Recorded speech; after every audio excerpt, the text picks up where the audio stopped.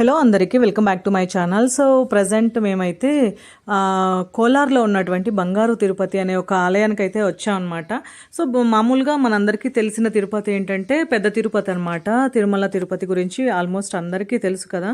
So ఇదైతే బంగారు తిరుపతి అని చెప్పేసి కోలార్ డిస్టిక్లో కేజీఎఫ్ ఉంది కదా, కోలార్ గోల్డ్ ఫీల్డ్స్ అనేసి ఉంది కదా, కేజీఎఫ్ అంటారు దాన్ని. సో ఇక్కడ బంగారు గనుల ప్రదేశం కాబట్టి ఇక్కడ ఈ ఆలయానికి బంగారు తిరుపతి అని పేరు అన్నమాట. సో చిత్తూరు నుంచి ఎవరైనా వచ్చే వాళ్ళైతే ముల్బాగల్ నుంచి 15 కిలోమీటర్స్ అంతే. సో చాలా బాగుంది, వైబ్ అయితే ఎంత బాగుందో, చాలా బ్యూటిఫుల్గా ఉంది టెంపుల్ అయితే. కాకపోతే ఈరోజు మాకు దర్శనం జరగలేదు, ఎందుకంటే ఇక్కడ టెంపుల్ని రెనోవేట్ చేస్తున్నారంట.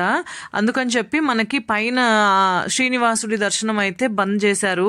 సో మనకి ఇలా ఎంటర్ అవ్వగానే ఒక చిన్న కళ్యాణి, అందులో ఒక చిన్న టెంపుల్, సో చుట్టుపక్కల చిన్న చిన్న టెంపుల్స్ అయితే ఉన్నాయి. ఇది గోపురం అన్నమాట. సో పక్కన ఇంకా అమ్మవారి ఆలయం కూడా ఉంది.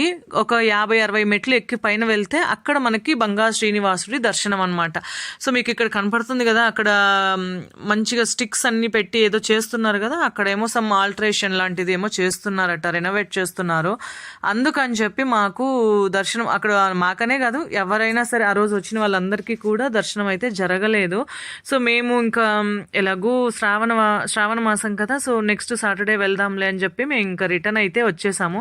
వైబ్ అయితే భలే ఉంది, అసలు ఎంత వైబ్ ఉందంటే పాజిటివ్గా, అసలు ప్రశాంతంగా. ఆలయం అయితే చాలా చాలా బాగుంది.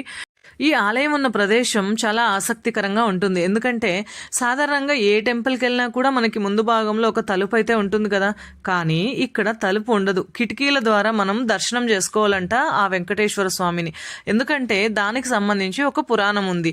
ఈ ఆలయం ఉన్నటువంటి ప్రదేశం చాలా ఇంట్రెస్టింగ్గా ఉంటుంది, ఎందుకంటే సాధారణంగా మీరు ఏ టెంపుల్కి వెళ్ళినా కూడా ముందు భాగంలో ఒక తలుపు అయితే ఉంటుంది కదా, కానీ ఇక్కడ తలుపు అనేది ఉండదు. కిటికీల ద్వారా మనం దేవుణ్ణి దర్శనం చేసుకోవాలి.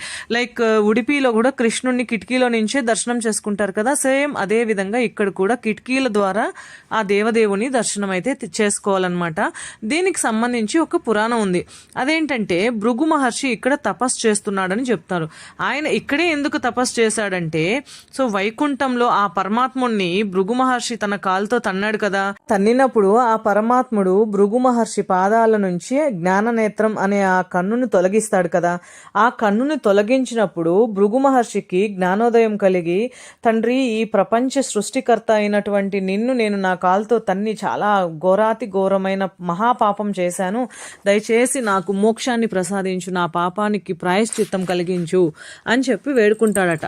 సో అప్పుడు ఆ పరమాత్ముడు ఈ క్షేత్రంలో నువ్వు తపస్సు చేసి నన్ను పూజించు, నేను నీకు మోక్షం ప్రసాదిస్తాను అని చెప్పాడంట.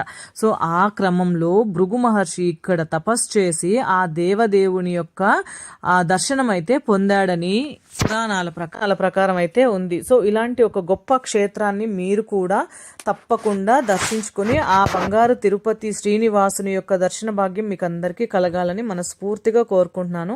ఇదొక చిన్న టెంపుల్ వ్లాగ్.